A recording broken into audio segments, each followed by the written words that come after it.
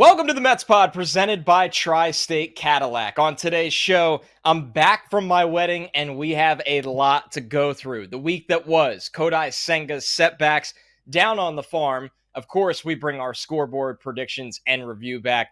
And as always, we answer your mailbag questions. So subscribe to the Mets Pod at Apple Podcasts, Spotify. You can watch every single episode on SNY's YouTube channel, and make sure to leave a mailbag question there or wherever you get your shows.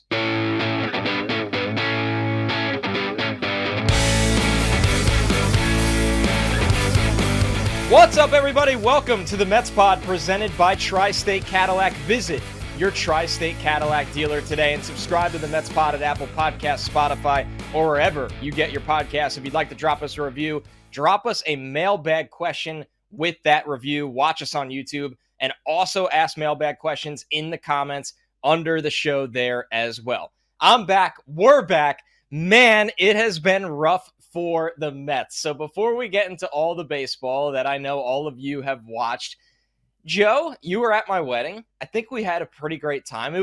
I think I picked a decent time to be away for a week. And listen, you know me well enough by now. It's not that on an island I was chasing places to watch the Mets. I'm going to be honest. That is literally impossible. But I'm a guy that when I wake up, even last year when I was away, it's so easy in this world to go on YouTube nowadays and watch the condensed version or really long-form highlights of every single game. So I was in the know. I listened to you and Danny. Before we get into everything with the team, how about a little positive? Did you have fun at the wedding? Give me a moment. Oh, the wedding was a fantastic day. It was beautiful out. You and Kristen, just really, really great day. And one of my favorite moments of it was just the ability to be the wet blanket and just put a damper out on the end just to let you know that Edwin Diaz blew a save. So I was happy to be able to do that in person at your wedding. But yeah, fantastic day. And look at you. You're tan. You got some scruff. I didn't know you were capable of growing any kind of facial hair. So yeah, a little bit of a different Connor today, but obviously a fantastic day. And I'm glad you were able to have a good honeymoon where you didn't focus so much on what this Mets team was doing. I'm re-energized. I'm ready to go. I'm very much ready to talk about this Mets team. And I mean, to put it in perspective, yeah, you were the guy that came up to me. And you got to realize, my wife is a diehard Mets fan. Like, to put that in perspective, one of the earlier birthdays when we were dating was her 31st birthday. And she had a Piazza party where everybody had to dress up as Mike Piazza for her birthday in her 30s, which is just so ridiculous to think about. But it was awesome. But you came over and you were like, listen, Diaz blew a save. I've never been more unaffected by a Mets blown save in my entire existence, so that felt really good. But I'm back with some of the pain. I was flying home Friday night. I was texting you guys. I was watching. I had Wi-Fi on the plane, just SNY clip after clip of home run after home run. And I was like, wow, this is a good sign. Like, maybe I'm back. We're going to get rolling now. The offense looks great. By the time I'd driven home, Kristen looks at me and she's like, the Mets lost. And I'm like, you got to be looking at a score from a couple of days ago. Like, no, they lost. They gave up 6 runs in the last 2 innings. And I was like, wow, it's been that kind of stretch here for the Mets. Of course, as we sit here and record on Tuesday, the good news is Sunday was a thriller. They came back against the Giants. They gave the Giants a little bit of a taste of their own medicine with some, offensive output at the end of the game with the walk-off. Harrison Bader and Omar Narvaez, the hero. But I think before we look at how things have kind of tail-ended there, the week that was, Joe, the struggles are all over. And we've talked about with this baseball team that the sign of a team that's not a good one, right, and really more so a team clawing to stay at 500 is that when the offense is great, the pitching isn't working. When you're not getting anything out of the starting pitching, the offense might be able to keep you in games. And then you also had a bullpen that I think has been pretty reliable all year. And that's what was so stunning, really, about Friday. Not just these Edwin Diaz blown saves where they try to get him back on track, but Reed Garrett looking human for once as well. The Mets, though, I think during this stretch, Joe, and correct me if I'm wrong here, it hasn't even been always that, hey, they didn't hit tonight, but they pitched. It's been that really everything with this team seems to be going through it up until that Sunday comeback win. It is largely hit and don't pitch or pitch and don't hit. But right now, and you look back over this last week, the Mets right now look like a team that is heading in the wrong direction. And we talked about it on the show last week, and we have talked about it, plenty over the time of doing this show. Memorial Day is usually a barometer where it is no longer, you cannot use early as an excuse anymore. Sure, there's 110 games or so, left in the season. So there is technically a lot of baseball left for them to turn it around. But I mean, outside of that stretch that they had right after the real tough beginning to the season, this Mets team is looking like a team that is not a contender. And it's looking like a team that I don't want to start thinking trade deadline quite yet, but I think that conversation has the opportunity to start sooner than later if they don't start to pick it up stat. Because when you look at the offense, you mentioned the 3 home runs. I believe it was 3 games in a row they hit 3 home runs and they lost them all. Yeah. So what if you're getting something out of your offense, the pitching needs to step up. And there's going to be days that you don't hit. You're running into a good pitcher. Like you're not going to be able to consistently hit every day. And when that happens, you need the other way around, the pitching to step up and make up the difference. And right now the Mets are simply struggling to find that balance. That's exactly it. And Joe, I'm glad you brought it up because especially on this show, we'll be honest, it gets late early, I think is how you and I like to frame it. We are going to be honest on this show, whether you're going to have to be realistic at some point, and the Mets got to start clawing together series wins and get back to 500 where you can be a playoff threat in the National League. I think that's what's infuriating for Mets fans this year is that the National League feels vulnerable in an odd way. And not that we ever cheer for injuries on this show, but just to kind of put the proof in the pudding here. And the Braves are still a very good team. The Braves have been decimated with superstar injuries already. And I'm not saying that this was a shot for the Mets to overtake the Braves, but look what the Phillies are doing right now. The Phillies are a powerhouse right now, and it looks like nothing is going to slow them down in this division.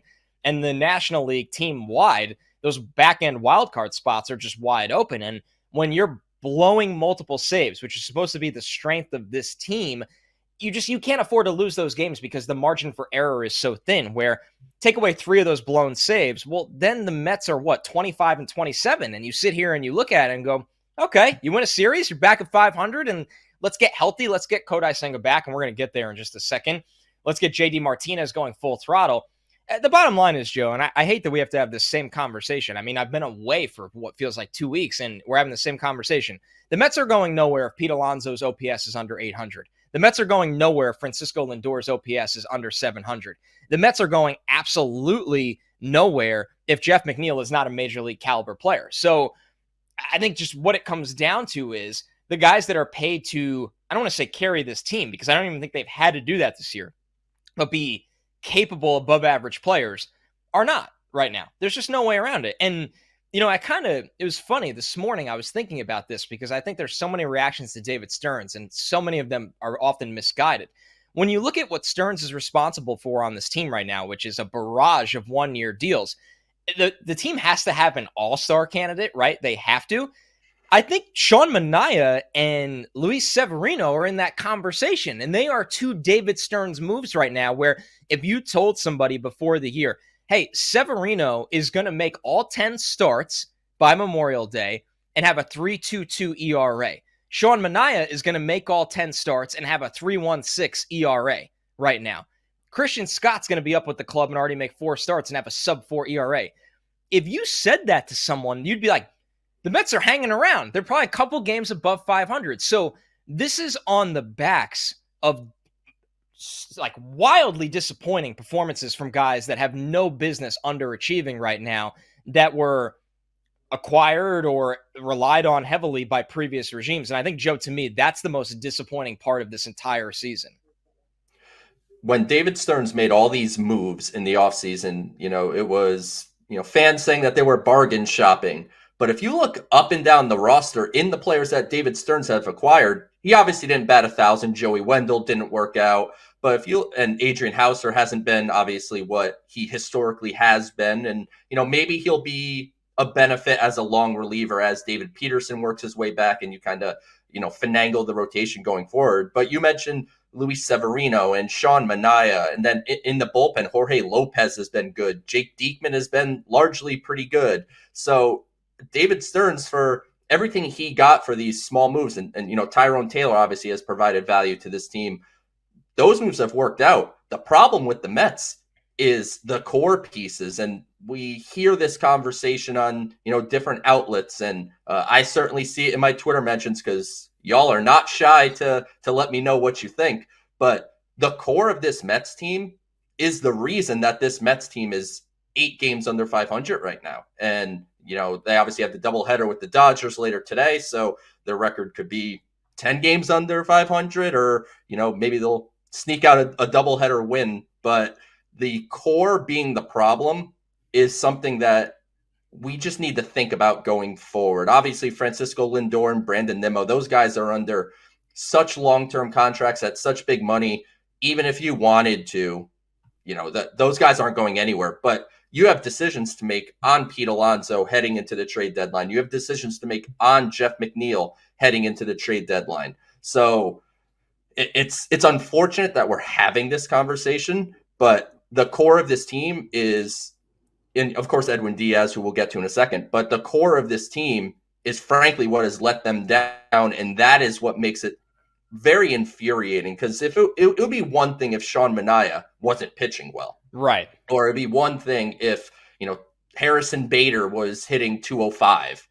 Like, that would be one thing. Bader's another example of a Stearns move that's been working out. And yeah, it's obviously very, very frustrating. And David Stearns has a lot of things to think about in the coming couple months. And I think, there's another layer to this. The whole it's getting late early situation. You bring up all those guys having success on 1-year deals. Those are the guys that can bring you something back. I mean, if the Mets, and we're going to save the bulk of this conversation when it's time to hit that button, and it's not time yet, but an early outlook right now, Joe, is the reality is a guy like Bader might have value. A guy like JD Martinez might have value. And getting away from those very obvious ones, I mean, look at the bullpen right now. You brought up Jorge Lopez. You brought up Jake Diekman. It's going to be really, really interesting for this team. And I think if guys like Pete Alonso want to be here long-term and want to be part of the reality is right now, this is a contract year for Pete. And it's not that it's been dreadful. But he's been below average of what we're accustomed to seeing from Pete. And I think Stearns, whether the fans love it or hate it, I think the one thing with the Stearns connection to Cohen here is that Cohen is going to let Stearns build this team the way he wants to build it. And I don't think there's any fear of blowback with the decisions that he has to make. And those might be some big time decisions as well. So like I said, we'll save some time for all of that. The Mets still have time to get back into this thing. And a big piece that, as we got to Memorial Day that we thought we'd be more optimistic about right now, Joe, is Kodai Senga. And it just feels like every time we open Twitter and get a piece of news about Kodai Senga, it feels like something small is bothering him that's getting in the way of returning to the mound full time. So you just have to wonder. We don't think Senga will be back before the All-Star break. And the reality is the Mets probably don't have that much time. That means Senga will make how many starts necessarily before the trade deadline, if any. You could argue, hey, well, the bottom line is the Mets offense needs to get going.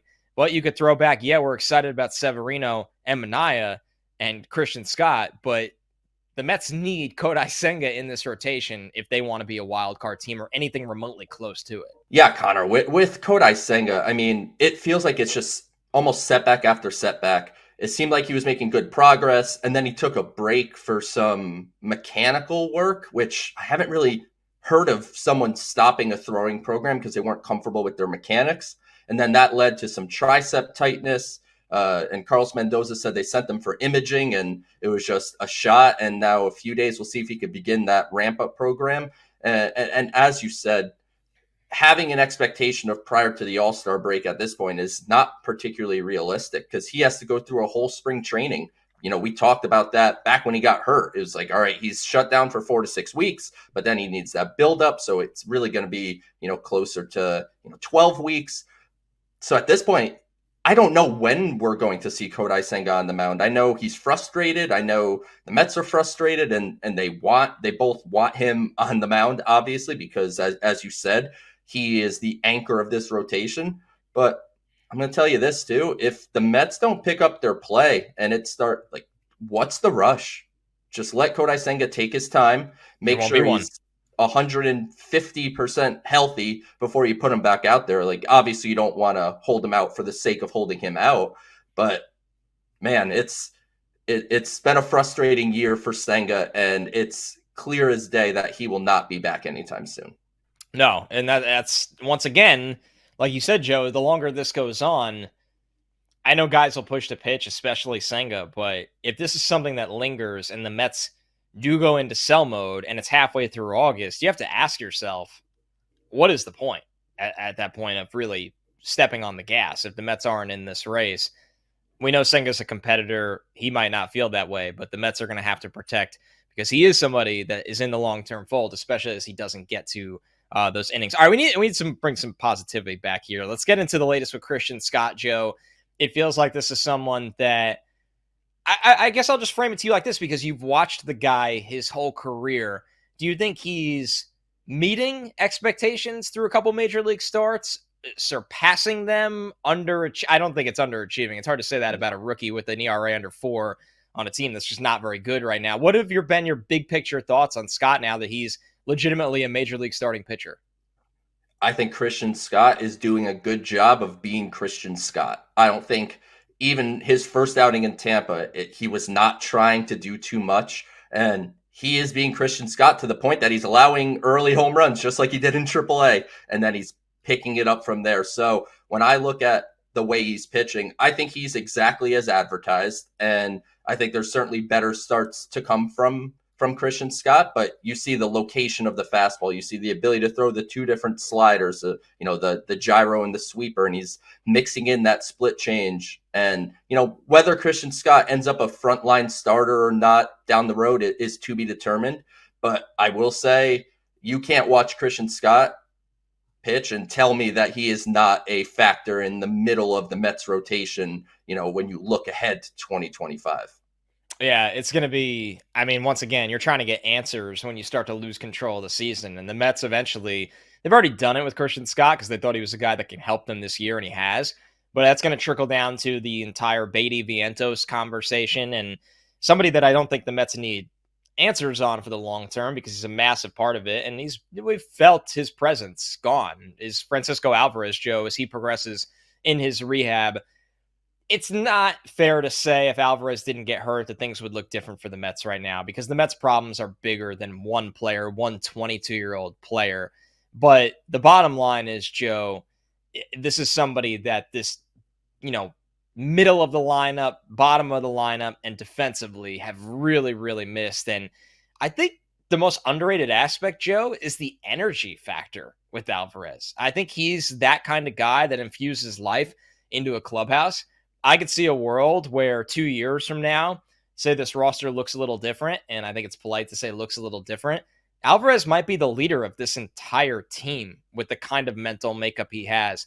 And I know it's really ridiculous to say that about a 22-year-old on a team that has many highly paid veterans as the Mets, but I truly, truly believe it. Can't overstate the loss of Francisco Alvarez. As you mentioned on the defensive side of things, it's been a stark difference, especially on the Omar Narvaez side of things. But even Tomas Nido, he's been good, but Alvarez is even a better defensive catcher than he is. And on the offensive side, Omar Narvaez obviously had the walk-off hit on Sunday against. First hit at Citi Field this year? When I saw that stat, I was like, my jaw hit the floor. Yeah, I was like, that stat's wrong. I'm going to check. And yes, that was his first hit at Citi Field this year.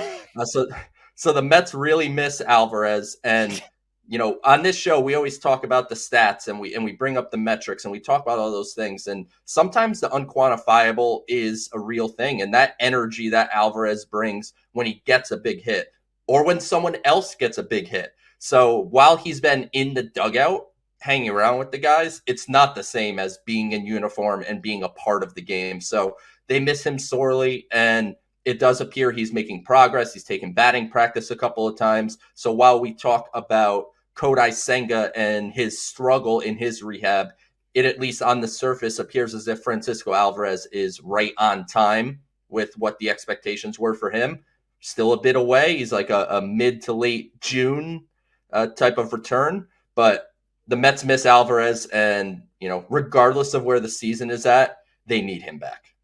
You're listening to the Mets Pod presented by Tri-State Cadillac. Subscribe to the Mets Pod at Apple Podcasts, Spotify, SNY's YouTube channel, or wherever you get your podcast. All right, Joe, let's go down on the farm and change things up a little bit. We're going to start with a mailbag question for Down on the Farm because it's from a 5-star Apple Podcast review. So a big thank you to Big Bad Rags, who asked, when and what do you think it takes for Luisangel Acuna to be brought up to replace McNeil? So I think the second part of that question kind of changes things, Joe, where you look at it and go, Acuna had a massive May. I mean, his batting average has skyrocketed. He's had multi-hit games. We know what he could do on the base paths.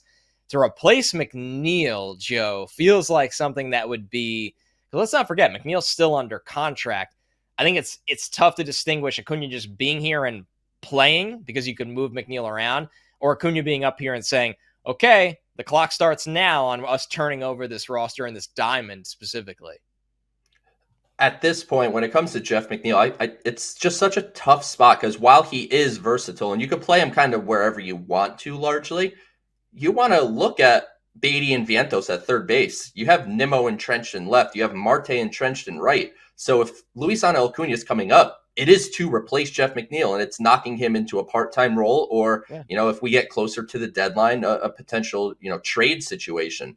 But Acuna, like you said, Connor, he's really turned it on in the month of May. One of the things that stands out is his plate discipline. In watching him play, he is taking pitches better than he was in April. He's not chasing as much. The batting average is up. The on-base percentage is okay. He's stealing bases. Power's never going to be a part of his game. He's more of a table setter, old school kind of table setter player. And, David Stearns was in with Gary. He was with the booth during the game. And when he was asked about Acuna, as well as Jet Williams and Drew Gilbert, who are working their way back from injuries, he said, we're going to keep developing them in the minor leagues. And we still think, they're guys that'll help us this year and next. I don't think an Acuna call-up is coming anytime soon. I would like to see him continue this stretch in AAA and really build that momentum. And if we reevaluate this in like a month, I think that's probably a reasonable thing. But I will say, if the Mets have an intention, whether that's at this deadline or in the offseason, to potentially move on from Jeff McNeil, it would be imperative for them to give Luisangel Acuna some at-bats at the major league level. It's all part of the evaluation. And, if the season does go sideways, you need to know, do we need a second baseman next year? Or can Luisangel Acuna be our opening day second baseman? So I don't think it's imminent by any means, but I do want to see him get some at-bats this year. And I think he's working towards earning that opportunity. That and the fact that you have Ronnie Mauricio, who's going to be knocking on you're just trying to get more answers than have more questions. And you're right, Joe. If Acuna flashes, you look at it and go, it's a quantity thing, right? Where you look at that situation and you go, okay, Acuna looks pretty good the month we gave him, and Mauricio's back. We think one of the two are going to work out. And in a way, it feels like the Mets kind of went into the year thinking that could be the case with Vientos and Beatty. And we're going to get answers on that over the next couple of weeks as well, as Beatty has gone on the decline. All Vientos has done since he's been brought back up is hit. So I think we talk about trends, and we even brought this up to Stearns himself. It's going to be interesting to see if that's a trend for the Mets, where areas they don't go out and spend a ton of money or have a core player. Is their strategy, okay, we're not just going to hand a young, unproven guy a job, but we're going to put two unproven guys into that slot, let them battle it out, and we like the odds that one of them are going to be capable. So it'll be really interesting to kind of keep an eye on that. All right, let's close out Down on the Farm with Brandon Sproat, Joe, who all he's done this year, shut down in Brooklyn, shut down in Binghamton now through 3 starts. He looks great, obviously. A guy that the Mets famously drafted twice. They took him in the 3rd round in 2022. He went back to school. They took him in the 2nd round in 2023. You could kind of see, Joe, why the Mets were adamant about having Sproat in their farm system no matter what. It was Brandon Sproat no matter what, just like draft day. Got the little green post-it, Brandon Sproat no matter what.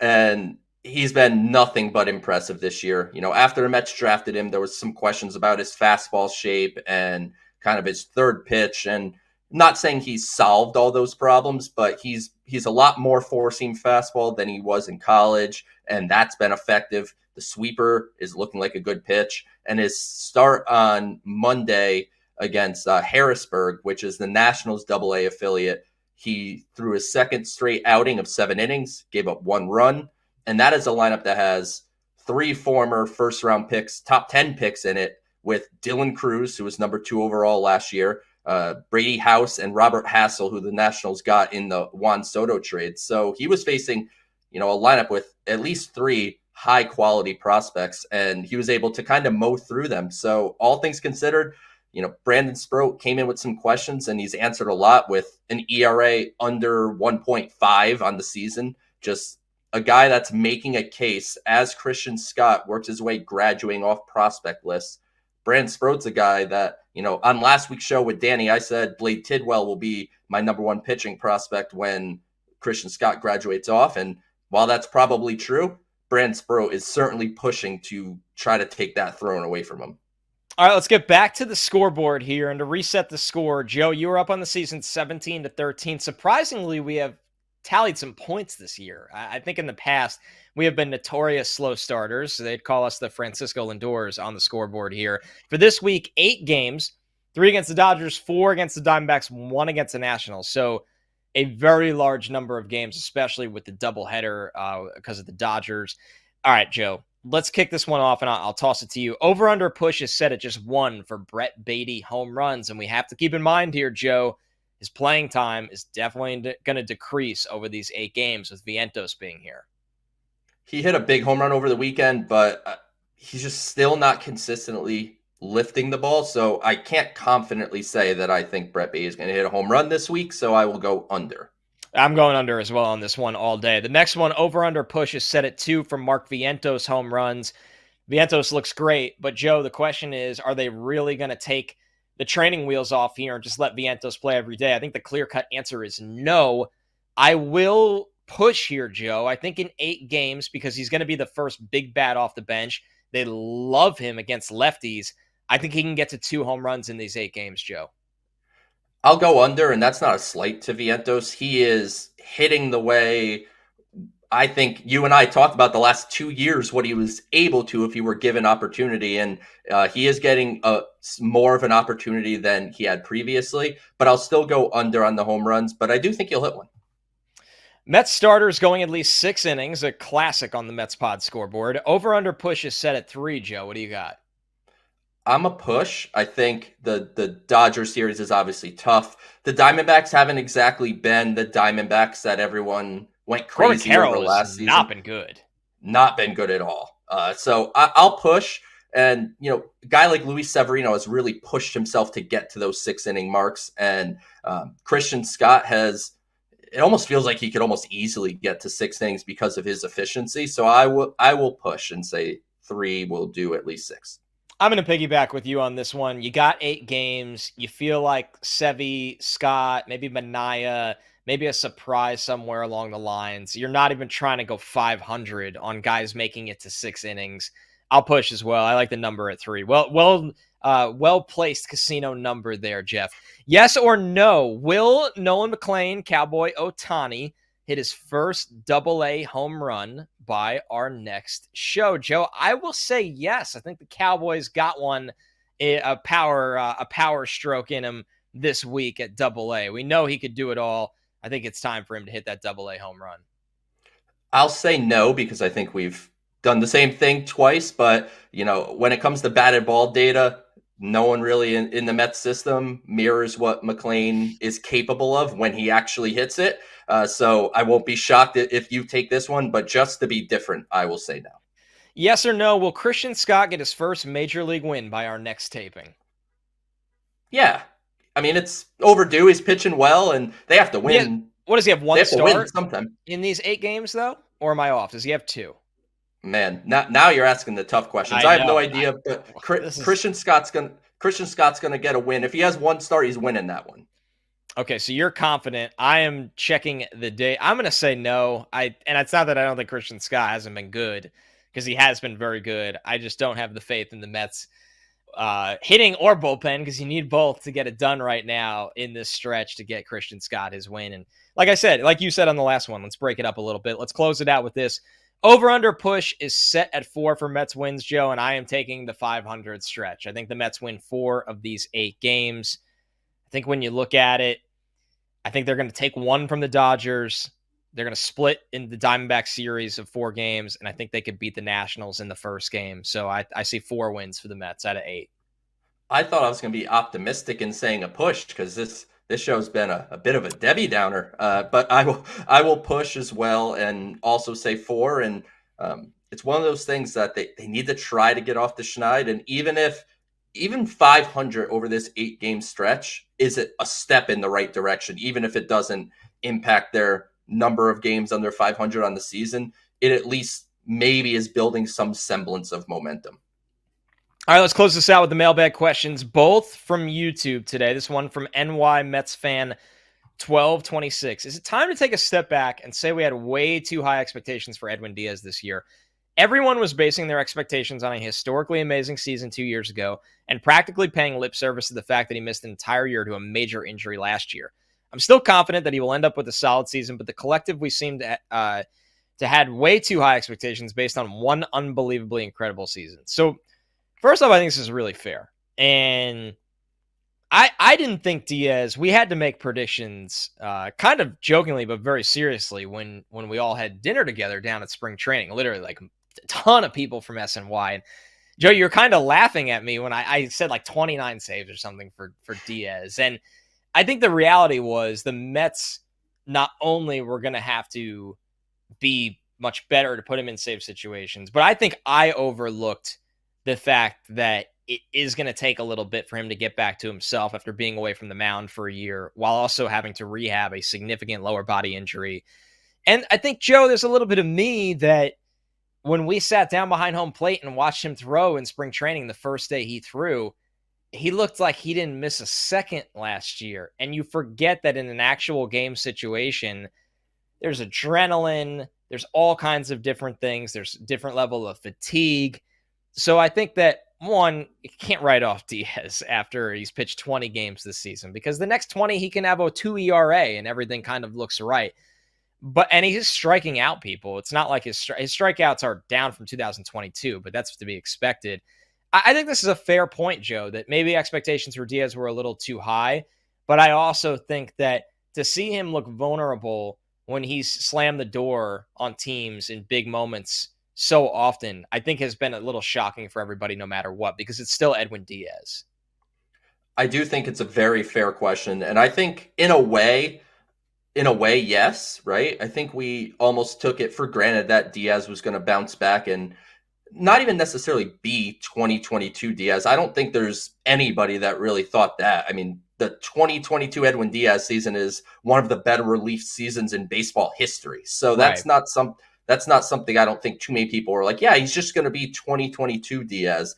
But you mentioned spring training, and I was going to bring that up as well. I mean, we're watching him throw, live BP, which is clearly different than game, but against the Mets' best hitters. And the whole dugout roared when Francisco Lindor rolled over a ball to second base because no one could even touch him. So that maybe swayed me a little bit into thinking, Edwin Diaz is going to be just fine. And obviously the injury, we don't know how that has played a role when it comes to pitching on back-to-back days. We've noticed that has been a problem for him. And the confidence being shook a little bit is concerning, because that reminds me of the bad Edwin Diaz season here in New York, where his confidence was clearly shot out. And so a very fair question. And I do think we may have had a little higher expectations than we should have. But I also agree with the question here that Diaz is probably going to be just fine. It's just a real struggle right now. All right, the last question for today from Alan Pritchard, 7593 on YouTube. With the early success of the pitching lab in Port St. Lucie, have you guys heard anything about a potential Mets hitting lab? I've seen that a couple of other teams have one already. Everyone talks about payroll, but this could be the ways in which Steve Cohen's investment would be invaluable. So, Joe, we've talked about this a lot, is that some of the most important aspects of Steve Cohen owning this franchise have nothing to do with the players that he offers mega dollars to in free agency. That helps a lot, and we hope that helps a lot for a long time. But the Mets being a top 5 franchise in terms of facilities, sports science, player development, every bit of that is really how you stay ahead of the game in terms of volume. Because then it also leads to you not having to go out and make those $300 million signings as often when you have young, cost-controlled talent in a higher volume. So I think now let's get back to the main question with the hitting lab. This is something that we've talked about briefly before. My understanding of it, Joe, it's not as cut and dried as a pitching lab in terms of how the physics work, but there are big steps towards it being a thing, maybe just not on the same level as the actual mechanical insights that we know exist in the pitching lab. Rome wasn't built in a day. We could start with that, right? Like the Mets went from having nothing to having a pitching lab relatively quickly. And obviously the pitching results in the system this year have been largely on the positive side. The young guys talk about it. Yeah. And David Stearns, I believe he did an interview not long ago with the New York Post, I think. And he mentioned that, you know, as you just said, the hitting is behind the pitching as far as things that we know and are able to do. But he believed that that's something they could kind of repurpose the pitching lab, the physical pitching lab, and have a space for hitters. I do think the Mets offensive player development is definitely something that could take a step forward. If you look up and down the system, there hasn't been nearly as many positive offensive player development stories as there has been on the pitching side. So whether that's a hitting lab or, you know, a different offensive approach in player development, because the Mets have talented hitters. I mean, Luisangel Acuna is a top 100 prospect in baseball. Ryan Clifford is starting to turn it on a little bit in Double-A after having a real rough couple games. He's starting to get a feel for that level. And obviously having Jet Williams and Drew Gilbert being on the shelf injured, I think impacts that. But offensively, they need some work. And I will say it is highly likely at some point in time, the Mets will have a hitting lab of sorts, whether that is repurposing an area within that pitching lab or building a separate little facility there. But Steve Cohen has proven since he's taken over this team, he is willing to spare little to no expense when it comes to the infrastructure and these type of things. So I anticipate that the offensive development will catch up to the pitching development at some point. Right. You just got to give it time, like all things. And I think we have, fortunately, because we've talked about this very often with Cohen acquiring a franchise that just had no pitching talent in the system and not many unique ways to develop it, we've seen a total 180. I mean, the Mets are not only creative in their acquisitions of pitching, drafting college relievers and developing them into legitimate near major league or now major league starters. It kind of gives you the confidence that they'll be able to find things with offensive players. Maybe it's unlocking more power. Maybe it's projecting a different aspect of their game going forward, especially the importance in this era of or the realization of the importance of getting on base, Joe. So it's something that, of course, on this show, we will always be on top of because player development is one of the most important things we talk about on this show. All right, Joe, closing thoughts. I'm back. I'm ready to roll. Let's hopefully things go in the right direction. Give me something here. Let's go Mets. Come on. Geez. We want to have positive shows. Last week's show with Danny was a bit of a downer. This show was a whole bunch of down. I don't like doing this. So come on, Mets, pick it up. I want to start talking some good stuff. I think they'll have a positive 500 week this week. And kind of offensively, I think they're going to get back on track a little bit. And they just need the bullpen to be the bullpen. And maybe if Drew Smith continues to get back on the right track, that's another big piece back in the bullpen. Edwin Diaz, can he find it physically and mentally? There's no reason really to think that he's not going to find it eventually throughout the season. He's just too good of a player, too motivated, and we're going to see where it goes. But this is the Mets Pod presented by Tri-State Cadillac. Visit your Tri-State Cadillac dealer today. Remember to subscribe to the show so you never miss one, whether it's on Apple Podcasts, Spotify, wherever you get your shows. Leave us a review with the question, and we'll look for it for a future mailbag. And, of course, you can watch every episode. If you want to see whatever I call a beard is slowly coming in, it's nothing even close. If you want to see an actual beard, you can look at Joe. on SNY's YouTube channel. Become a subscriber over there as well. Thanks so much, everybody. Some positive vibes. Catch you next week.